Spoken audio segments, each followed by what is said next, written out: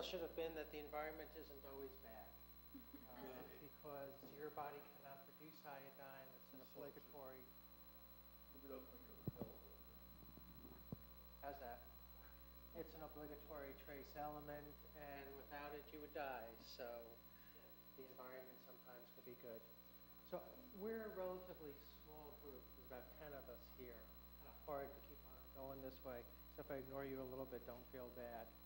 The masses seem to be over here.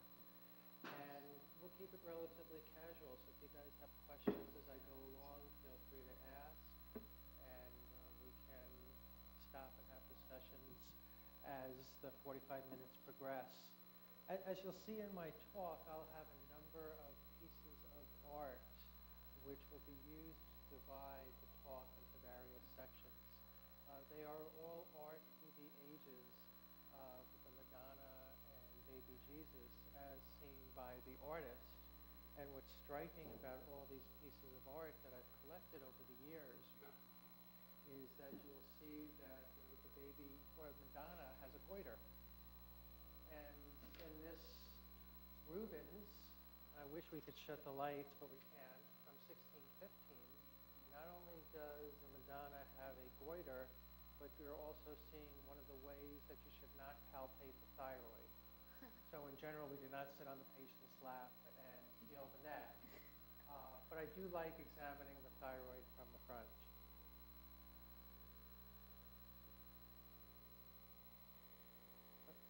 That didn't look really good, did it?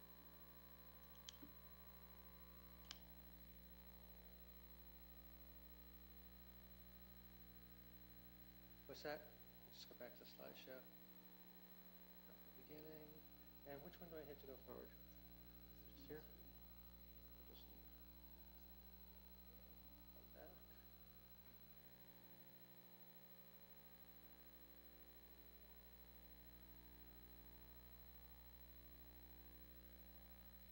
Yeah. Okay. I don't usually like standing behind the lectern. So I'll just start out with a really simple case. And this is something that those of you in clinical practice will get asked, hopefully more and more frequently. 29-year-old woman's first seen by you for prenatal visit. She's read about the need for increased iodine and wants to know if she needs to take a prenatal vitamin that contains iodine. So relatively straightforward question.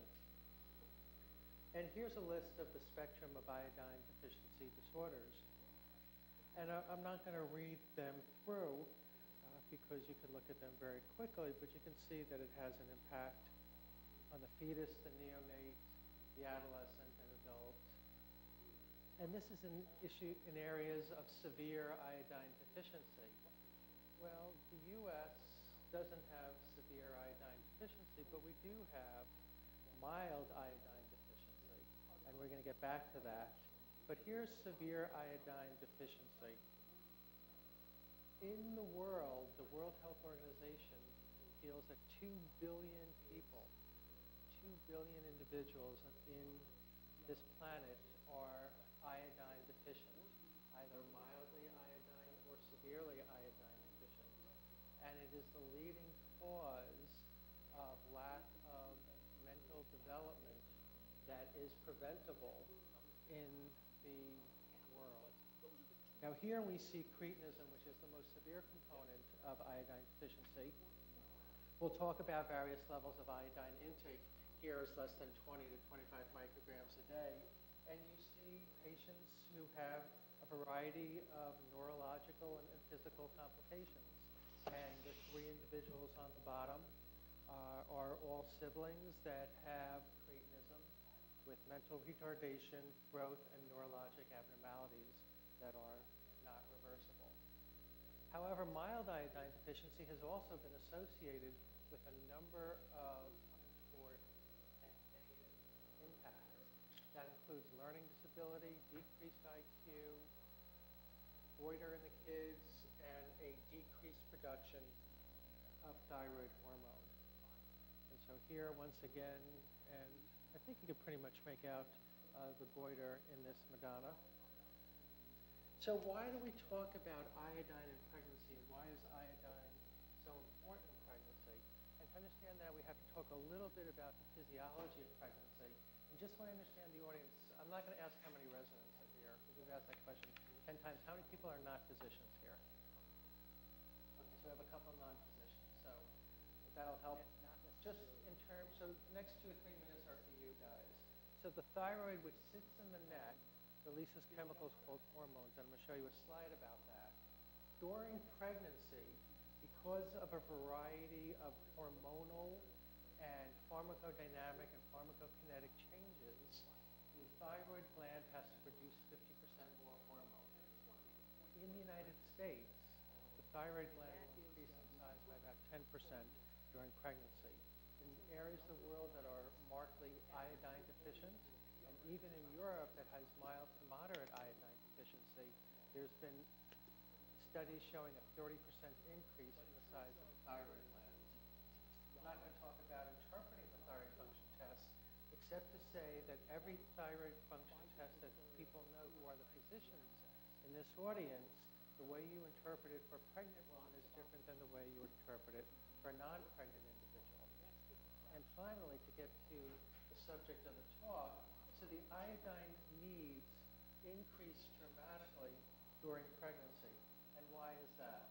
So first of all, for the non-clinicians, just here's the thyroid gland. So the thyroid is right here with the left lobe, right lobe, and the isthmus.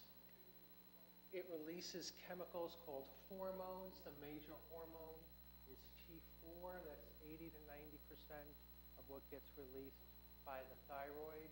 And the other hormone is T3. Now those numbers 4 and 3 are the clue for us as to why iodine is important. Because here we see the biochemical structure on the top T4 and the middle T3, and on the bottom just ignore reverse T3. But if you look up top on T4, you will see 4 I's. Those are iodine molecules. For every T4 molecule, there has to be 4 iodine molecules. Without that, you cannot make thyroid hormone. And the difference between T3 and T4 is 1 iodine molecule less. Remember, iodine is an obligatory nutrient. Your body cannot produce it, and therefore you must ingest it. So you ingest it, it goes into the GI tract. It does one of 2 things. It either gets excreted in the kidneys, or it goes to the thyroid, where the thyroid makes T4, T3, and then stores it within the thyroid gland. As we talked about, pregnancy is a stress test for the thyroid. The thyroid has to make 50% more hormone during pregnancy than when the woman is not pregnant. And therefore, if iodine is an obligatory component of T4, and the woman has to make 50% more hormone during pregnancy, therefore, as you see up top, as you have the increased demand for thyroid hormone, you need more iodine so you can make those T4 and T3 molecules. Secondly, and again, we're not going to go into the physiology of pregnancy, but there's an increased glomerular filtration rate, and there's an increased loss of iodine that goes through the kidney. And then finally, as the fetus develops, and particularly between the 15th and the 20th week of fetal development, when the fetus begins to develop its own thyroid and make thyroid hormone, there has to be thyroid hormone that's transferred to the fetus on a daily basis. So therefore, there's 3 different reasons during pregnancy why the iodine needs are increased. 1, the mother needs to produce more hormone. 2, you have more loss in the kidney. And 3, you need the transfer to the fetus so the fetus can start making its own hormone.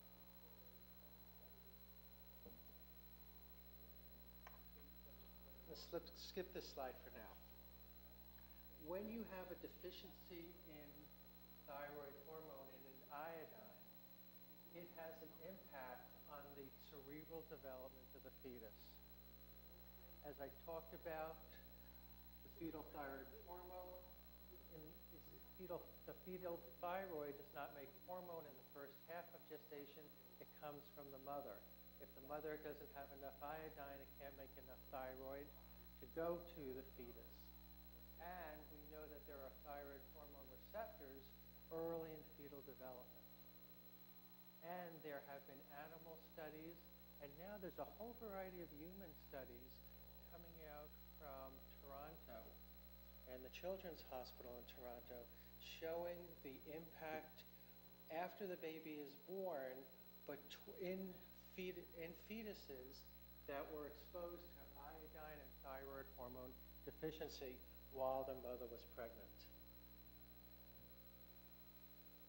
So, how much iodine does an individual need, and how does that change during pregnancy? It's a little bit different between the Institute of Medicine and the World Health Organization. Most important thing here to look at is prior to 13 years of age, you need about 150 micrograms a day of thyroid hormone. And then according to the IOM, when a woman is pregnant, she needs 220 micrograms, and even more so during breastfeeding, because during breastfeeding, that's the only iodine that the baby is getting. The World Health Organization was a little bit different. They recommend 250 micrograms during pregnancy, where here they recommended 220 micrograms. That difference really is meaningless. The point is that you need to increase the amount of iodine that you take when you are pregnant. Now this slide looks at it from a very different perspective. How do we assess whether or not an individual or a population has adequate iodine? And the problem here is that you can't do it on an individual level, because somebody's iodine level, Dr. Larson's iodine level, is going to depend on what he had for lunch, and that will impact what his urinary iodine is at this point, and that can change dramatically if he has a nice fish dinner with iodized salt for dinner. So the studies have shown that we would need to get 10 samples from Dr. Larson over a course of 10 days to really get a sense of what the urine iodine level is. And no patient is willing to do that. And therefore, according to the World Health Organization, it is not recommended that you look at an individual's iodine level, but instead you look at a population. So you look at a population of at least 100 to 120 individuals, and from that group, you take a look at the median iodine, and that can tell you if that population has insufficient iodine, which here for our pregnant population is less than 150, and that's a number I'm going to want you to remember. According to all of the various organizations, urinary population median iodine levels of less than 150 is considered iodine insufficient. 150 to 250 is considered sufficient, and here they're saying 500 is excessive. There's other studies which are saying up to about 1,000. So this was published in the New England Journal of Medicine about 8 or 9 years ago, and it's a worldwide map of the iodine status of countries around the world, broken into optimal, marginal, or deficient. And some of the things are pretty striking. First of all, there's a lot of dark blue. It's places where you might expect, and places where you might not expect, such as Australia. And we can talk about why Australia during the question and answer or at any point that you would like. If you look at the United States is not thought to have an optimal iodine level, but is in the marginal between 100 and 199 micrograms per day is the median urinary iodine for the U.S. at this point about 10 years ago in the New England Journal of Medicine. Now that doesn't mean pregnant women, non-pregnant women, that's men, women, and individuals of all ages. And as we're talking, we'll break it down to individuals who are pregnant. Now, no one here is old enough to have lived through the history of the goiter belt in the United States, but we might have heard about the fact that there there was a goiter belt, and that was throughout the Midwest. And this was an area where there was a dramatic lack of iodine. It was areas that were cut off from the water supply because fish is a very good source of iodine in the food supply. And it was noted that 20 to 70% of the children at that time had goiters. And this was all related to the lack of iodine. If you go to many countries, especially developing countries at this point in time, you will find the vast majority of children and women and men having goiters from iodine deficiency. So how did the goiter belt end? And it was something called silent prophylaxis. So it wasn't a unified public health campaign led by the Surgeon General, led by the Endocrine Association and the American, not college, it's American something else. I don't think we existed that long. Whatever it was. With the ACOG, SMFM, but it was a variety of different industries which responded in very clever ways. So first of all, voluntary iodization of the salt began in 1924. So that's when iodine was first added to the salt. Not all salt, but to salt that people could buy. The companies, the commercial bread developers, started using iodate in making the bread. And so that gave iodine into the food supply. And it was also used as what are called conditioners. It improved the consistency of the bread and extended the shelf life. And then in the milk industry, in the cattle industry, they started using betadine to clean the udders of the cows. And the iodine within the betadine would then get into the food supply. And so this was a silent prophylaxis that occurred, and it's called silent because it wasn't coordinated through the public health campaigns. It was really done by industry. And Morton Salt was very smart, and I remember this ad. I don't know how I can remember this ad, because I was not born in the 1920s, but one of the things that Morton Salt did is they started putting iodine in their salt, and it came out with American mothers are bearing better babies since the introduction of the salt. And there are clear studies, which we're not going to go into today, that in areas of severe iodine deficiency, you get between a 10 and 20 decrease in your IQ. I'm not going to spend too much time on this, but just to say you can have iodine excess. So although we want to make sure all our pregnant women have adequate iodine and all our breastfeeding women have adequate iodine, we also want to make sure that we're not giving pharmacological doses. And here, according to the Institute of Medicine, it's about 1,100 micrograms a day. And this is a list of the side effects that you can get with both hyperthyroidism, with iodine excess, can cause both hyperthyroidism and hypothyroidism, and which way that goes depends to a large extent the underlying abnormalities within an individual's thyroid. If the person had Hashimoto's disease, it might be more likely hypo, or if the individual had a nodule, that person could develop something called Yod-Bezadel and develop hyperthyroidism.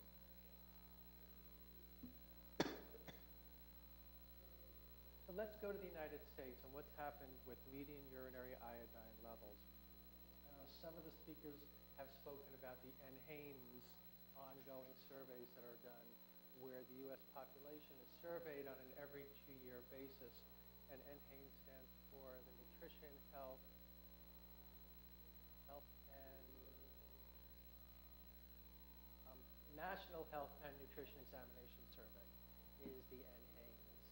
And the data is really interesting. If you take a look in the 1970s, you would see that for the general population as well as for males and females, that there was more than adequate iodine in the diet. In fact, some people could argue that maybe it was starting to border on a little bit too much. But then you see in the next major study that got published on the NHANES data, it went down by 50%. And through the 2003-2004 NHANES cohort, it remained at that level, which was 50% less than the 1970s. The other thing that was found is that females, their median iodine levels were less than males. And just so happens that I'm not showing the data here, but I'll show it in a little bit, that the female population that had the lowest median urinary iodine levels, unfortunately, were women of childbearing age. Here's taking a look at the NHANES data a slightly different way. The bottom two lines show you the 1971, 1974 median urinary iodine levels for males and females, and the percent of the U.S. population of those subgroups who had median iodine levels that's less than 50, which is pretty severe or pretty marked iodine deficiency. And then they show you the data on the top two lines from 1988 to 1994. And the most important line to look at is the top one, which is the yellow line, which just shows that the percent of individuals who have median urinary iodine levels who are women in the U.S. in that 1988 to 1994 NHANES data was pretty high, up to 20 to 23%, with urinary iodine levels of less than 50 micrograms. The next couple of slides are just small studies that were done in pregnant women around the country. I think one is in Boston, one is in Los Angeles. Here, Elizabeth Pierce, who's done a lot of work at this at Boston Medical Center, looks at 100 pregnant women living in Boston and shows you that the median urinary iodine level is at 150, but that the bottom quartile had a median of 52 and the upper quartile well over 400. And studies like this started raising the question, along with the NHANES data that I was showing you, is that although the U.S. population as a whole might have normal to marginal iodine levels, the pregnant women have a median amount of iodine insufficiency. And here, another study from Pierce up in Boston, unpublished data, but similar study, showing very similar results from women in Los Angeles. Here, 129 women, and the median urinary iodine level here was 144. This slide, which I think you can see, I took out of one of the NHANES papers, and this looks at the data from 2001 through 2010. Just pay attention to the upper line, which is women of childbearing age, and you can see that over the course of those 10 years, a steady progression downwards of the median urinary iodine level. And this was the most recent NHANES data that got published. This was published just last month in Thyroid. Here they took a look at 2,200 women who were of childbearing age. And you see that their median urinary iodine level falls within the normal range of 100 to 200 for non-pregnant individuals, but is already below the 150 to 250 that you want for someone who's pregnant. And then if you take a look at first and second and third trimester, you see that in first trimester, the median urinary iodine level is already in that section, what is classified as moderate iodine deficiency. So, what happened between the 1970s and 2003, 2004, and now in 2013? And it all goes back to the fact that the resolution of the border belt back in the 1920s, was related to a silent prophylaxis. It wasn't government stepping in, it was the various companies putting iodine in the salt, putting iodine in the bread, and putting iodine or using iodine in the cattle industry. Well, 3 or 4 things have happened in the United States to cause what is now a moderate iodine deficiency in pregnant women. The first is just an overall recommendation to decrease the amount of salt to decrease a person's blood pressure and risk of cardiovascular disease and stroke.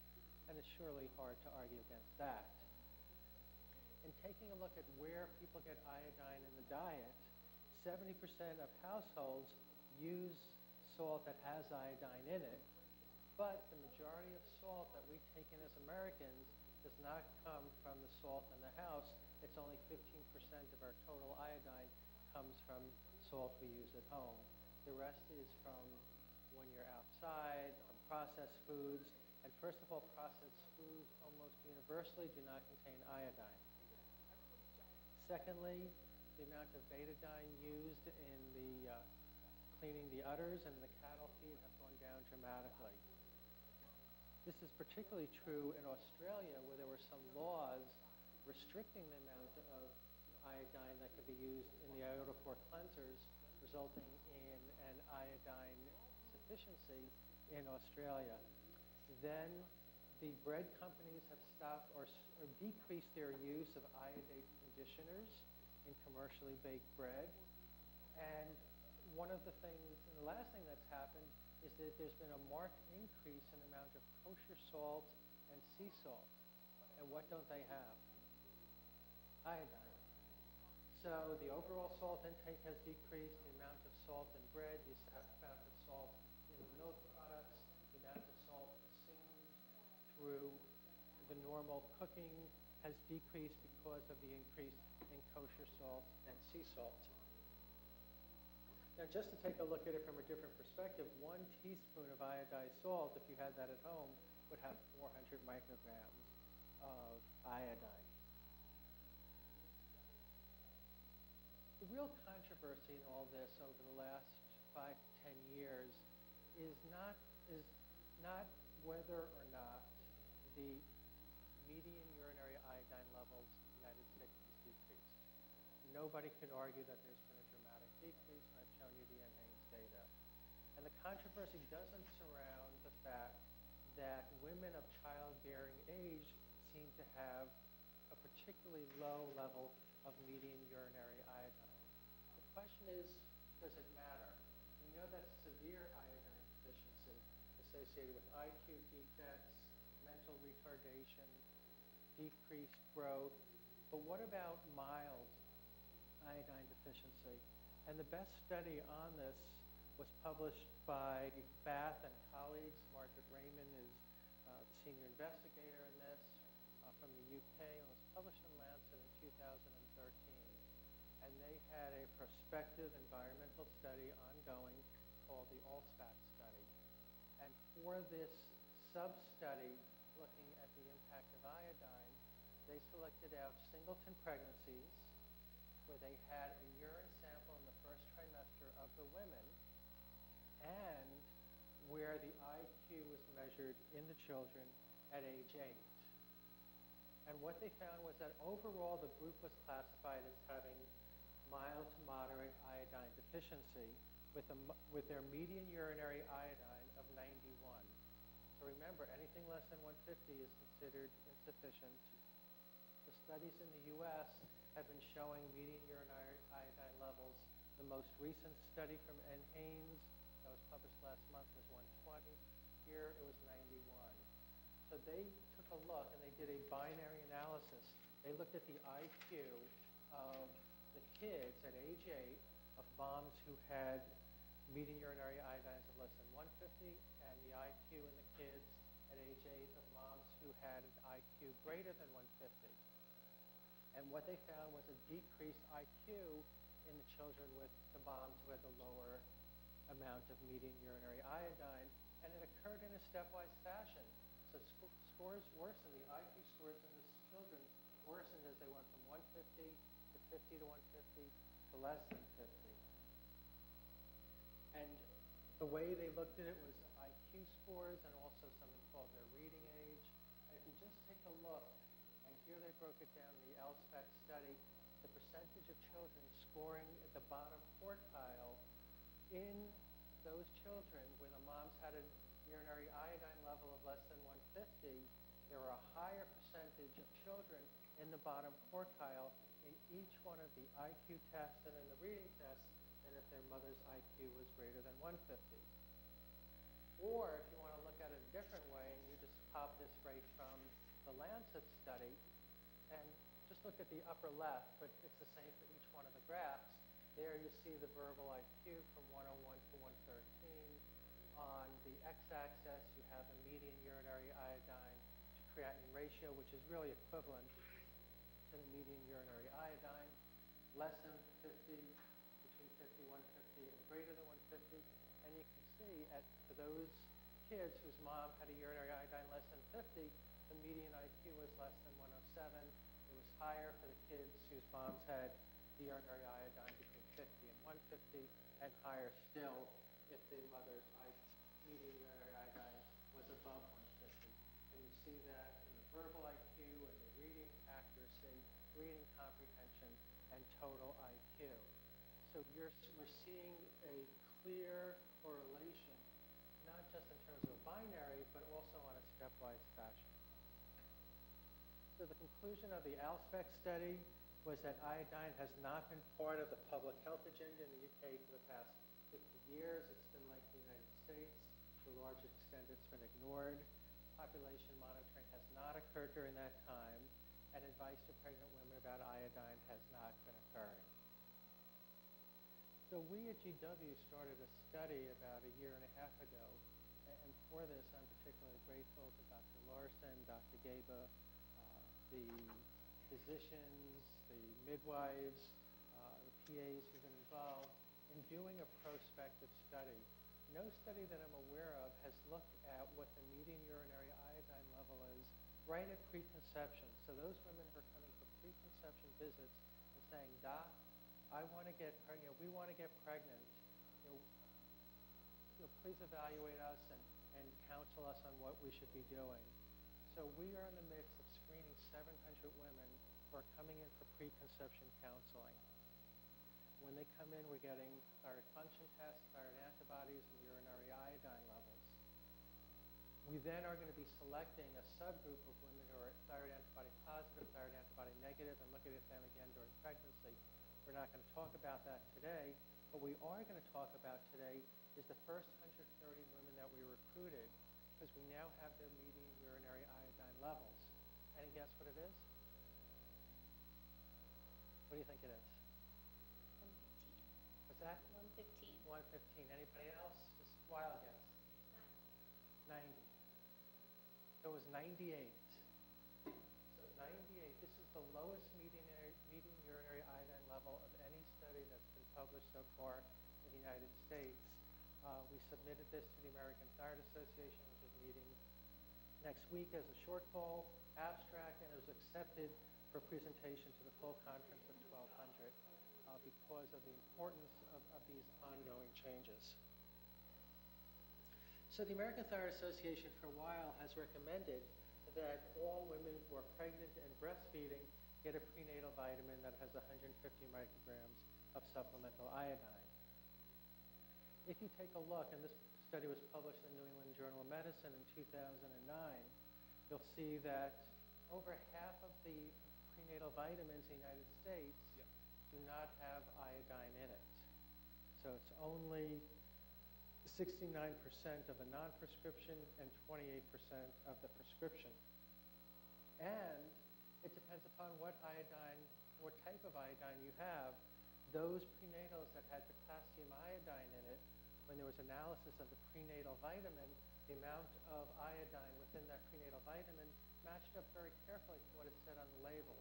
When it had kelp as the form of iodine, there was almost no correlation whatsoever between what it said in the label and what in fact was in the bottle. So what are the conclusions? First is that dietary iodine requirements are increased in pregnancy, which we well know for the reasons we talked about.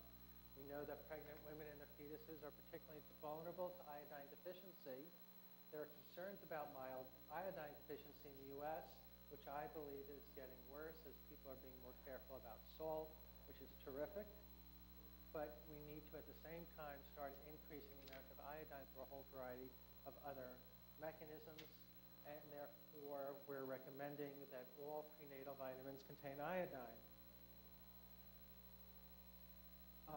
We published, and there was 3 of us, published a opinion piece in JAMA last year, the conclusion of which was exactly what I just stated.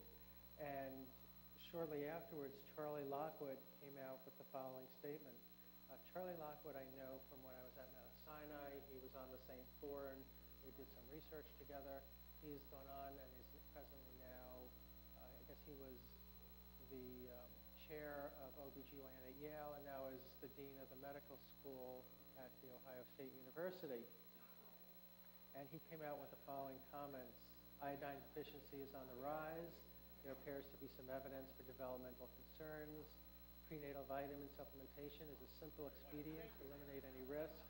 And he agreed with the article we wrote in JAMA requesting that all prenatal vitamins contain 150 micrograms.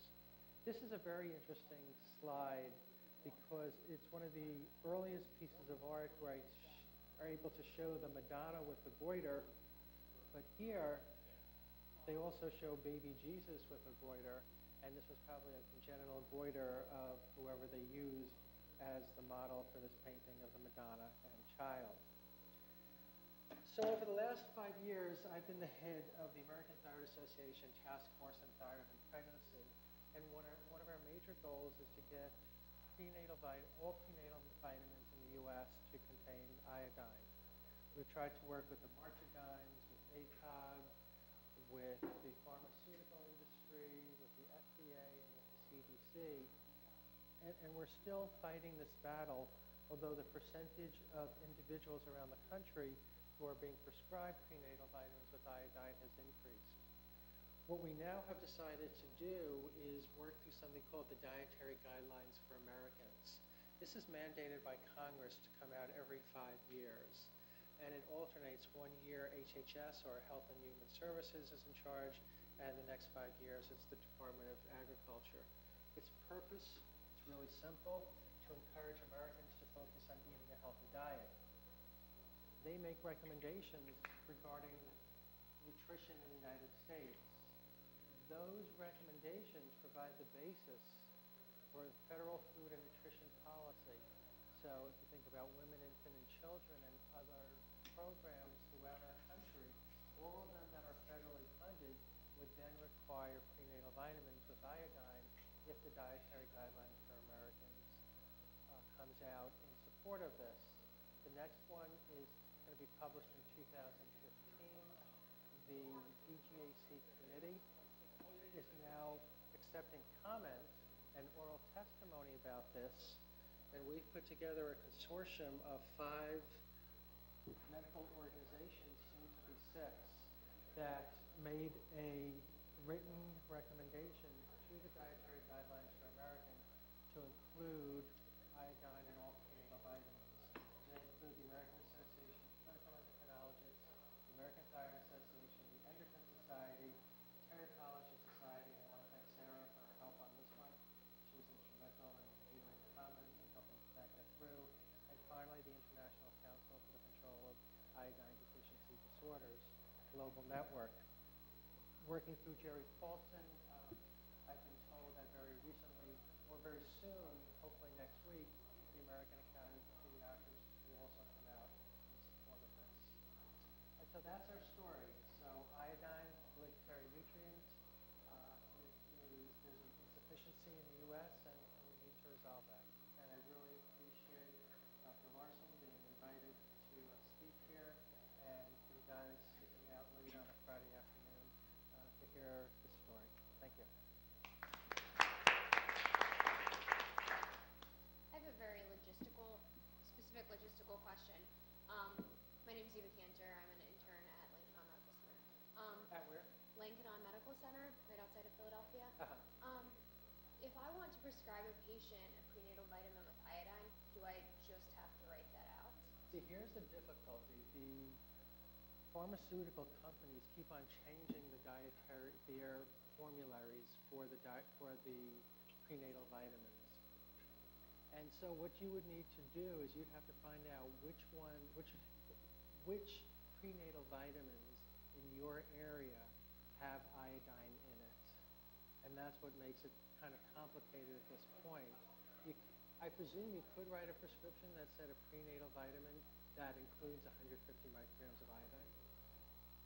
You can, but like if you go to prenatal vitamin section, you can look at all the ones, and the one that tends to be the cheapest and the most inclusive is Women's One a Day.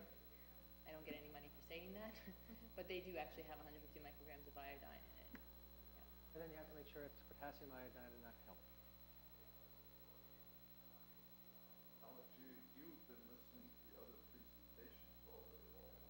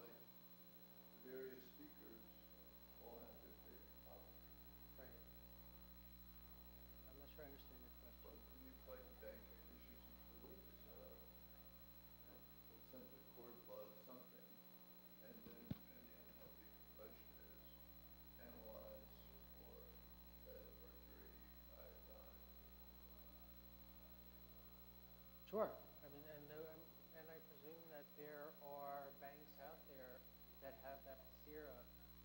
Dr. Zoda, who recently joined planning on working with the department, is interested in piggybacking her work onto the stuff that we've been doing. All of the sera from our women are out at USC in the lab that does it, and they have it all stored, and we could use it for other purposes. Able person over time, and you Available. got an analyzer and an IRB protocol. Yeah. I think they're actually doing that, right? Isn't it part of, there's an NIH grant out there that's actually being done. I don't know if it's through the MFMU study, but I know Wapner and Columbia is doing this long-term perspective where they're looking at the IQ of children, and I think they have already gotten the patients. Is that, Yes. does that Yeah, ring a so bell? I don't know the name of the study, Right, unfortunately. so I'm very familiar. It's called the TSH study. It's Kathy Spong and Ryan Casey are the PIs. It's a prospective randomized trial to see what the impact of levothyroxine versus no levothyroxine on women who in the first trimester are diagnosed with either subclinical hypothyroidism or hypothyroxemia. They screened 22,000 women to get the cohort they needed so they would have enough power. I presume they have the sera of all 22,000 women stored, and their major outcome for that study is the IQ at age 5, and that data will be available in 2015. So there are banks out there, and that's probably one of the larger ones, and that's through the NIH. Yes, in the back, and then right there. I have two questions. So say the 150 micrograms of potassium iodine gets passed in the dietary guidelines for Americans. Would that mean that programs like WIC would then have to provide prenatal vitamins that contain that? That means a program like WIC could only prescribe prenatal vitamins that contain 150 micrograms. Because, to be honest, we've tried, and I've tried to work through all those different agencies that I said with only minimal progress, and I'm seeing this as a way to get around that. And in talking with the pharmaceutical industry and some of the trade organizations, if it goes into the dietary guidelines of Americans, usually the rest of the pharmaceutical companies then follow suit. So not only will it be for WIC programs or other federally funded programs, but the question that this individual asked, how do I find a prenatal that has 150 micrograms of KI, would be the opposite in a couple of years, would be, are there any out there that don't have it? Because they all want to follow the DGA. Yes? So I understand there's some debate about whether pregnant women should be universally screened for thyroid dysfunction. So I'm wondering, in iodine deficiency, how often do you see, if ever, changes in the thyroid function test? And since this seems to be such an epidemic, at least in the women who you've tested, do you think that that would lend further support to universal screening of all women? Sure. So let me give you kind of full disclosure. I'm a thyroid and pregnancy person, and the majority of my work has been on that issue and similar type issues, and I've been involved in iodine only the last 5 or 10 years. So my answer to should all women be universally screened is yes, for the following reason.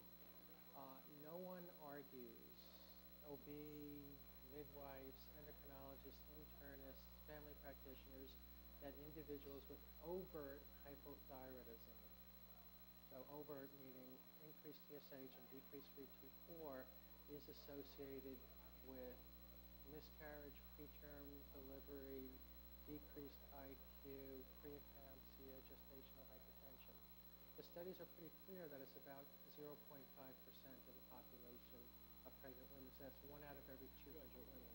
That's more frequent than any other test that's being done for preconception or prenatal counseling.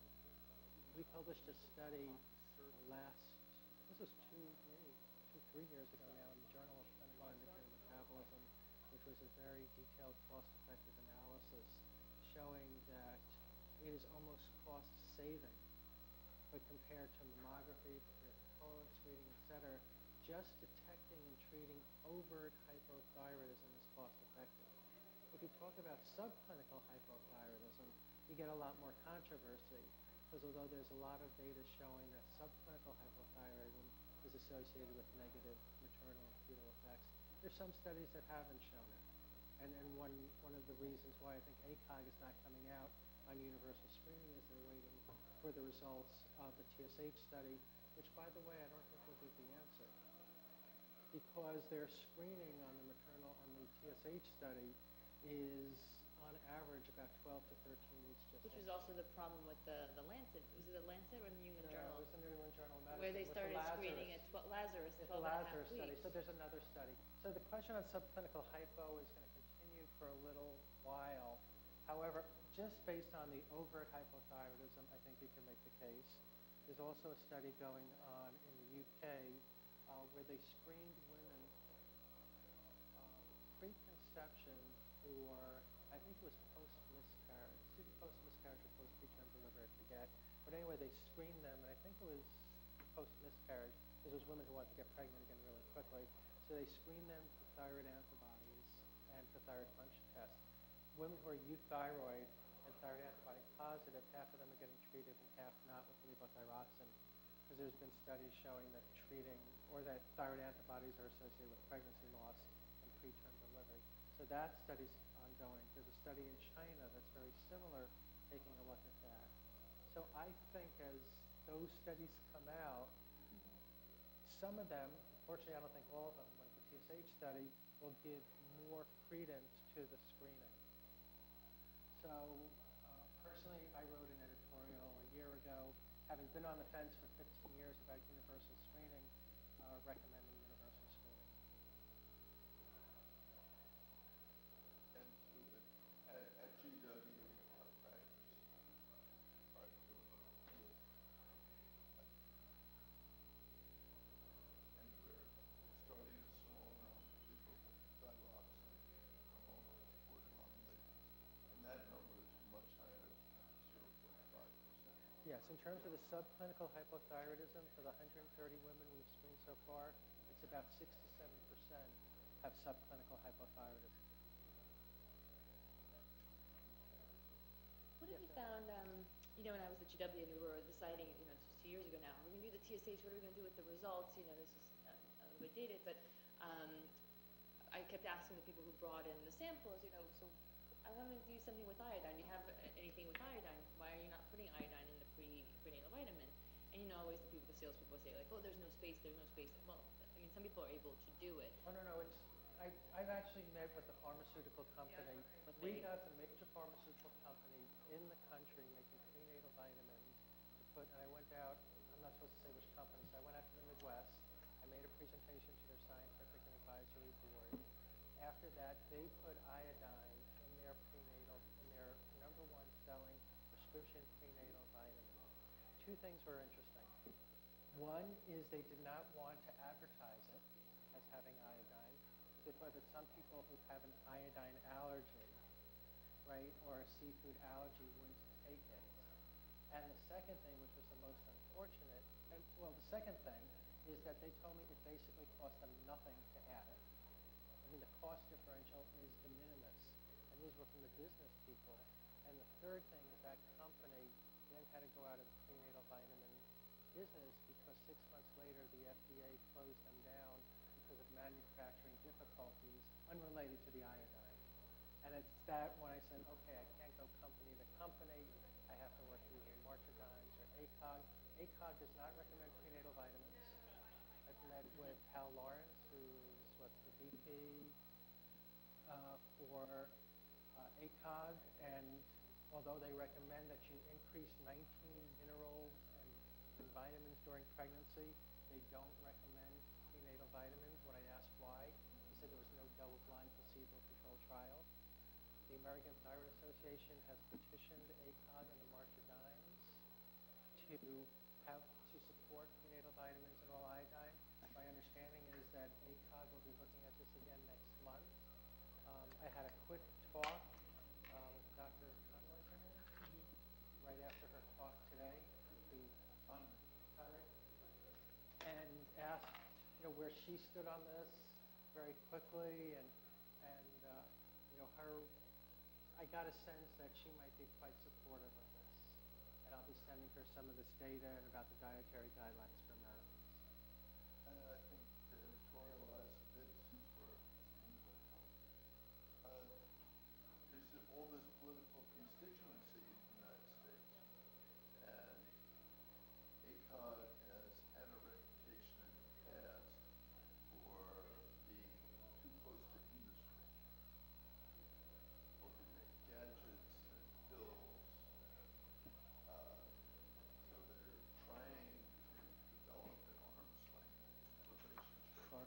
And the edit and food and food supplements crowd has been quite loudly advocating their point of view, saying who wouldn't go vitamins, have a proper diet. And if you are saltwater fish and add all these other good things, then it would be fine, you wouldn't need these pills. Americans have been so getting a little anxious that they might be a country of pill poppers. So,